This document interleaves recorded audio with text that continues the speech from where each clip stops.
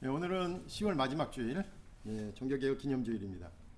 1517년에 종교개혁이 일어났으니까 507주년이 되는 날입니다. 우리가 방금 불렀던 찬양과도 같이 루터가 1517년에 10월 31일 날, 사실은 오늘이 아니라 10월 31일이에요. 비텐베르크 대학 성당 정문에 95개조의 반박문, 또는 우리가 지난번에 우리 10월 초에 읽었던 95개조 논제가 이제 붙었던 것이죠. 사실 이제 그 성례전의 타락이었고, 특별히 고해성사와 관련되어 있는 부분에 타락이었습니다. 쉽게 말해서 돈으로 면죄부를 사면, 면벌부를 사면 구원받을 수 있다라는 것이죠. 그 구원을 경제적인 돈의 문제로 치환시켜 버렸던 상황입니다. 그런데 이것이 단순히 쉽게 교리상의 문제만의 것은 아니었죠.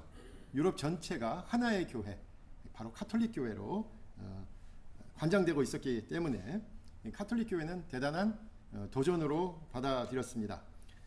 그렇지만 카톨릭 교회가 점점 타락했다는 것이 하나둘 밝혀지면서 독일의 북동부 작센 지역을 중심으로 종교 개혁이 진행되었습니다. 당시에 이 작센의 제후라든지 몇몇 제후들이 마르틴 루터를 보호하고 옹호하면서 사실은 이제 큰 세력, 카톨릭 세력과 또 카톨릭의 물리적인 힘을 제공하는 황제가 한편이 되고, 루터와 루터를 돕는 제후들이 한편이 되어서 종교 전쟁이 일어났습니다. 그리고 이 종교 전쟁에 승리하고 나서야 독일 지역에서 그나마 이제 카톨릭이 아닌 개신교를 믿어도 좋다라는 것을 처음으로 인정받게 된 거죠. 그 종교 개혁은 결국 실제적으로 가톨릭 군대와 전투를 피할 수 없었습니다. 그리고 바로 이 전쟁에서 승리하면서 독일에서 종교의 자유를 얻게 된 것입니다. 그 첫 번째 개신교가 바로 루터 교회입니다. 오늘 본문에서도 에베소서 6장을 읽으니까 전투에 대한 이야기가 나오죠. 본문은 바울이 에베소 교회에 보내는 편지를 마무리하는 에베소서의 이제 제일 마지막 부분입니다. 그래서 끝으로라고 시작합니다. 편지의 마지막 부분에서 바울은 이 편지를 쓰게 된 배경을 설명하고 있습니다. 이 편지를 받는 교회, 에베소 교회, 에베소의 상황, 또 그 소아시아 지역에, 지금의 튀르키 지역에 퍼져 있는 교회의 상황이 결코 만만하지 않다 이거예요. 그럼 뭐라고 비유적으로 설명하고 있는 거예요? 그리스도인들이 전투에 나가는 상황으로 받아들여라 이거죠. 이 전투를 위한 준비를 하고 최후의 전투에서 거둘 승리를 준비하라 라는 것입니다. 우리가 잘 아는 것처럼 바울은 예루살렘에서부터 사실은 풀려날 수 있었어요. 우리 지난주에 우리 주님의 믿음교회 갔더니 목사님께서 그 부분을 설명하시더라고요. 사도행전에서 풀려날 수 있었어요. 그런데 일부러 바울은 자기의 케이스를 로마 황제에게 항소하면서 로마에 가서 내가 판가름 받겠다라고 해서 사실은 일부러 로마까지 간 거죠. 그래서 사실은 로마 군병들이 바울을 죄수의 신분으로 끌고 갔습니다. 같이 있었던 로마 군병들을 보면서 이미지를 떠올렸겠죠. 그래서 그리스도인들도 전투를 준비하는 군사와 같다라고 말하고 있는 거죠. 그래서 오늘 본문을 간단하게 보면 세 가지로 요약할 수 있습니다. 그리스도인들이 해야 될 전투의 성격이 뭐냐? 또 그리스도인, 우리가 담당해야 될 전투의 주적이 누구냐 도대체? 적이 누구냐? 적을 알아야 이길 거 아니에요? 그리고 그 전투를 위해서 무엇을 준비할까? 이 세 가지를 지금 얘기하고 있습니다. 첫 번째는 전투의 성격입니다. 어떤 싸움을 싸우는 것일까요? 이게 오늘 본문에 나오죠. 바로 그리스도인이 싸울 전투의 성격을 말하고 있습니다. 그리스도인들은 과연 어떤 싸움을 싸워야 될까요? 12절에 보니까 단적으로 나오죠. 혈과 육을 상대하는 것이 아니다. 한마디로 말하면 혈과 육은 눈에 보이는 육체잖아요. 이게 아니라는 거지. 그러니까 그건 뭐예요? 영적인 싸움이다. 우리의 싸움의 종류는 영적인 싸움이다 라는 걸 알 수 있습니다. 그리스도인들의 전투는 총을 쏘고 미사일을 쏘는 실제적인 전쟁이 아니라는 거죠. 누군가를 물리적으로 억누르고, 누군가를 공권력으로 강제하며, 누군가를 다수의 힘으로 배격하는 그런 전투가 아니라는 것입니다. 누군가를 정죄하고, 누군가를 배척하고, 누군가를 차별하는 것이 아니라 자신이 하나님의 말씀 그대로 살고자 하는 내적 삶의 갈등과 투쟁, 그리고 그 승리를 말하는 것입니다. 그렇기 때문에 만약 교회가 많이 모여가지고 다수임을 보여주려는 이 세속적인 시도는 절대 아닙니다. 이 점에 있어서 오히려 박해와 멸시와 오해 가운데 기독교가 더 성장했고 기독교가 성숙했음을 기억할 필요가 있습니다. 교회는 오히려 박해받을 때, 멸시받을 때, 오해받을 때 교회가 진정한 교회가 됐다는 사실입니다. 한국교회 요즘 걱정하는 사람들 많이 있습니다. 저는 오히려 이런 상황이 이제 알곡과 쭉정이를 구분할 수 있는 가장 좋은 상황이 됐다고 생각합니다. 지금이 더 좋은 때예요. 왜? 이렇게 박해받을 때 진짜만 남을 거거든요. 그리고 이제 진짜만이 교회의 본질을 회복할 수 있을 것이기 때문입니다. 무너지는 것은 거짓이 무너지겠죠. 진리는 설 것입니다. 그러니 오히려 어려운 때에 교회가 살아서 오히려 성장하고 성숙했음을 늘 기억할 필요가 있습니다. 또 우리가 생각해야 할 것은 본문에 뭐라고 그럽니까?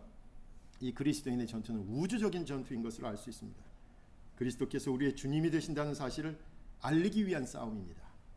그리스도께서 우리의 주님이 되시는 것을 삶으로 보여주는 싸움입니다. 그리스도께서 우리의 구원의 길이며 그분의 뜻에 순종하며 사는 것이 진정한 승리의 길임을 알리는 싸움입니다.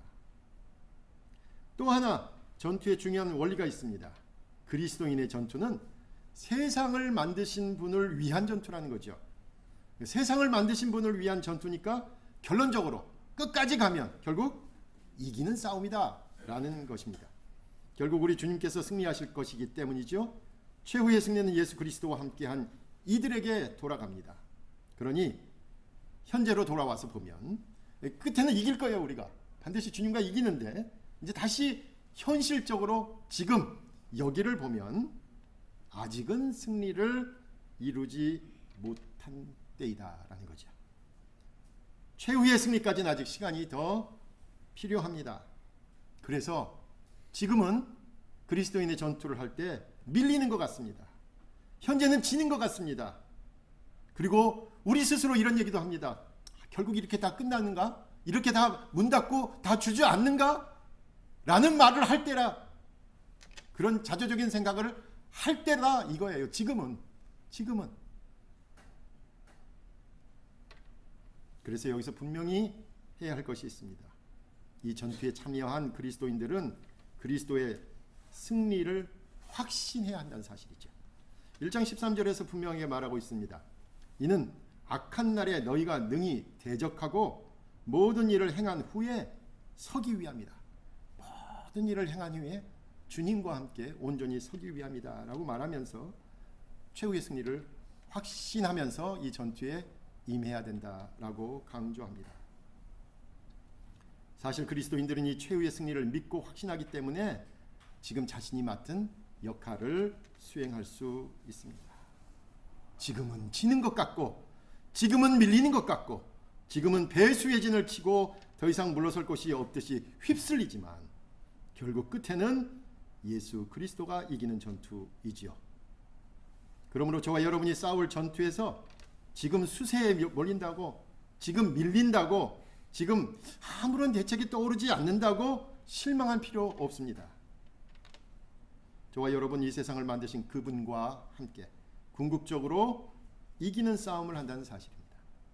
지금은 지는 것 같지만 궁극적으로 저와 여러분이 주님과 함께 승리합니다.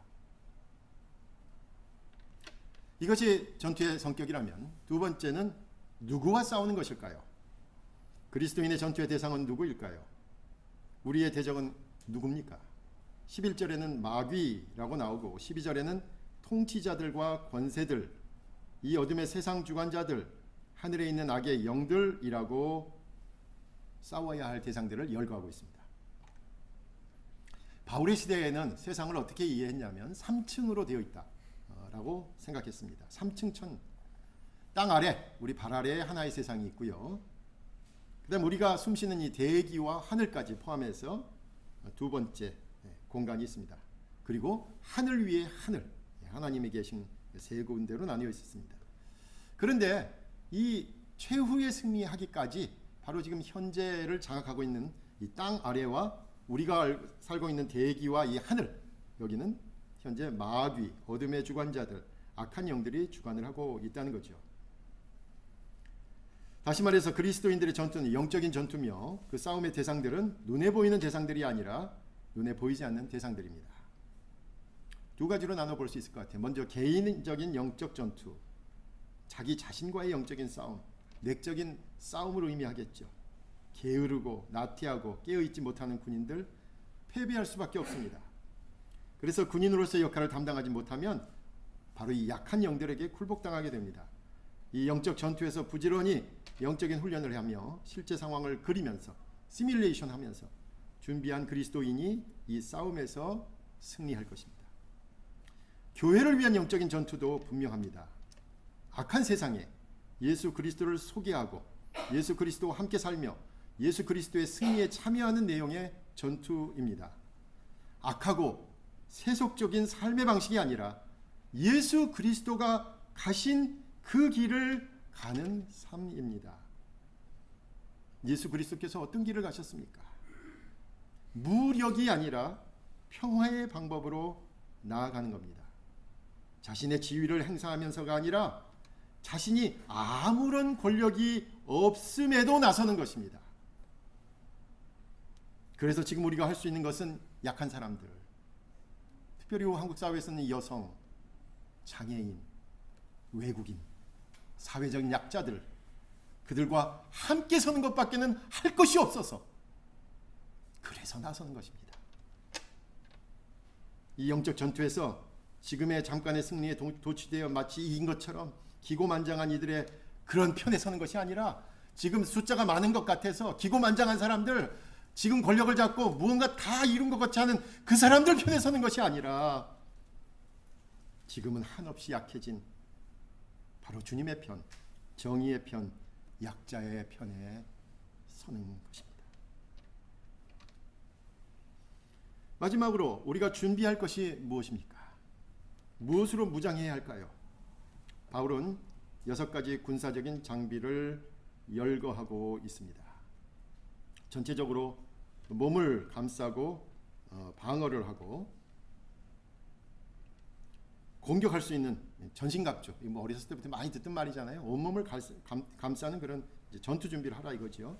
6가지 장비를 얘기합니다.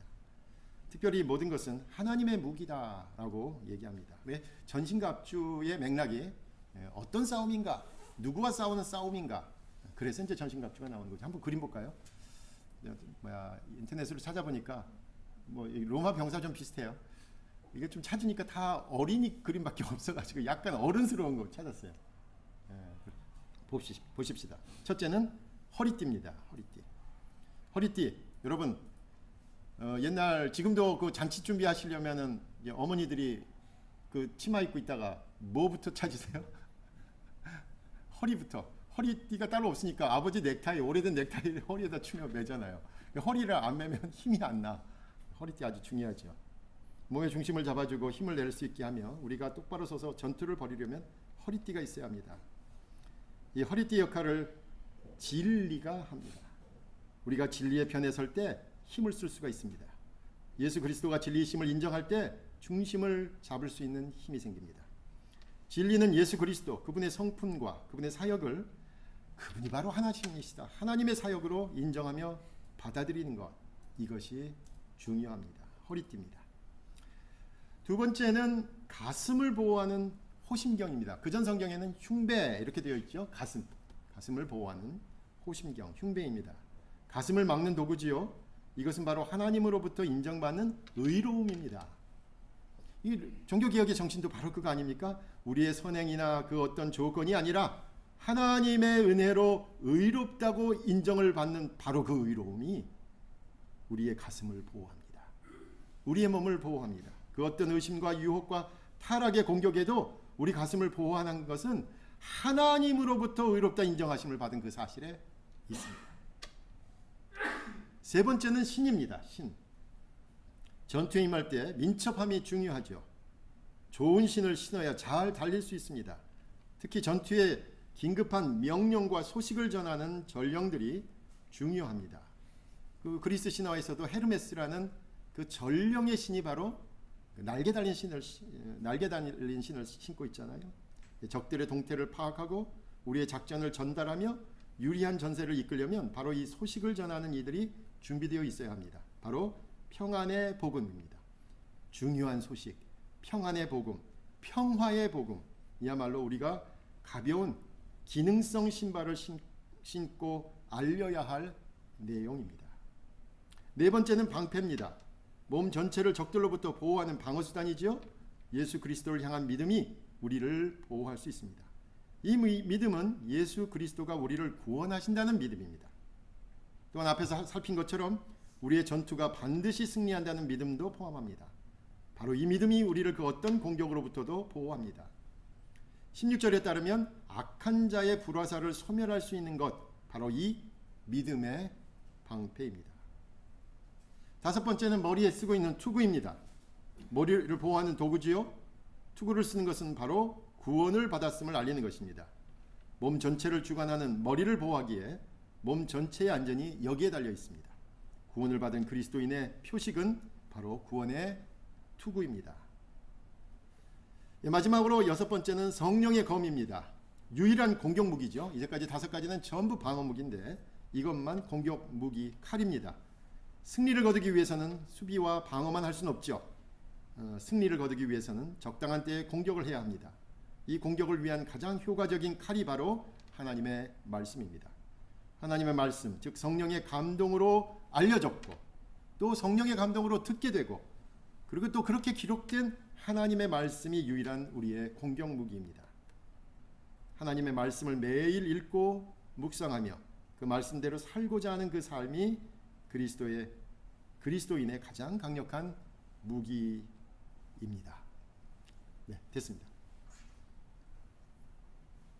이 여섯 가지의 전신갑주를 갖춰야만 몸 전체를 보호하며 공격할 수 있습니다. 이 그림을 보니까 한마디로 말해서 빈틈없이 준비하라 라는 뜻이죠. 전신갑주를 준비하면서 그리고 오늘 우리가 기념하고 있는 종교개혁 정신을 그럼 어떻게 서로 연결해서 계승할 수 있을까요? 어떤 싸움을 우리가 계속 싸울 수 있을까요? 우리가 계속 개혁해야만 하는 것은 도대체 무엇일까요?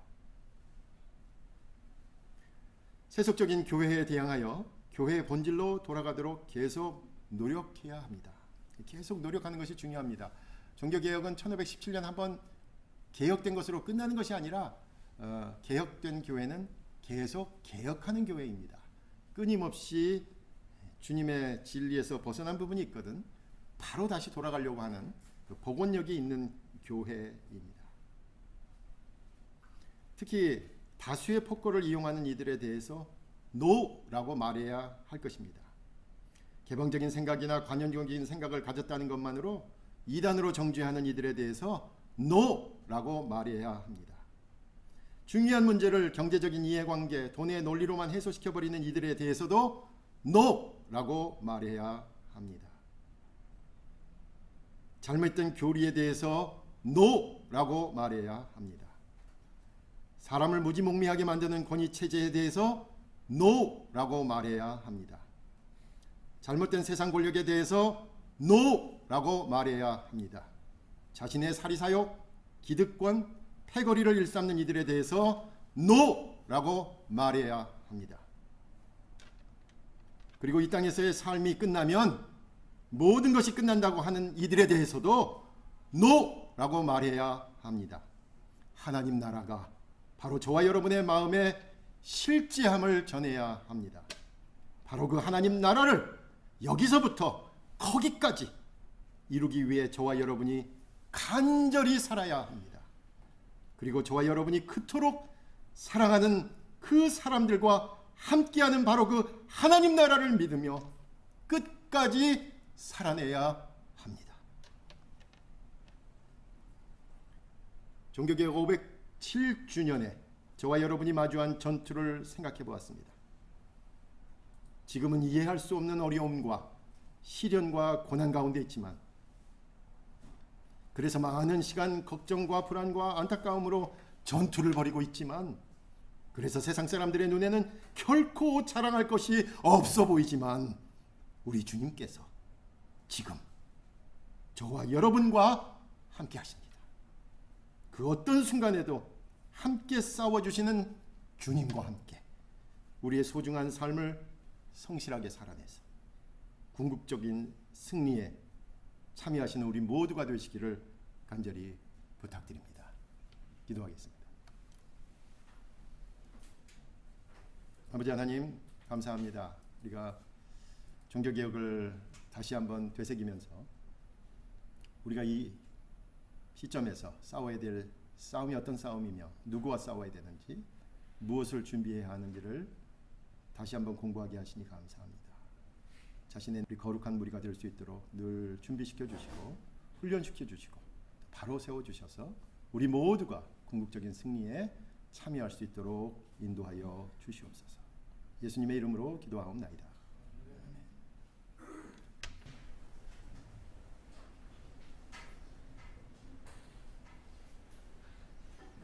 오늘은 507주년 종교개혁 기념주일 연합회가 느헤미야 교회협의회와 교회개혁 실천연대 공동 주관으로 있습니다. 많은 참여 부탁드립니다. 시간은 오후 3시 5분 일산 은혜교회라고 합니다. 오늘 예정됐던 사회봉사는 다음 주일 11월 3일로 연기되었습니다. 주관은 토부교육 되겠습니다. 10월 수요일에가 30일에 있습니다. 시간은 10월 30일 오후 7시 양한준 장로님 사무실에서 있겠습니다. 다음 주일 예배 후에 정기 운영위원회가 있습니다. 2024년 정기 인사총회가 11월 10일 주일에 있겠습니다.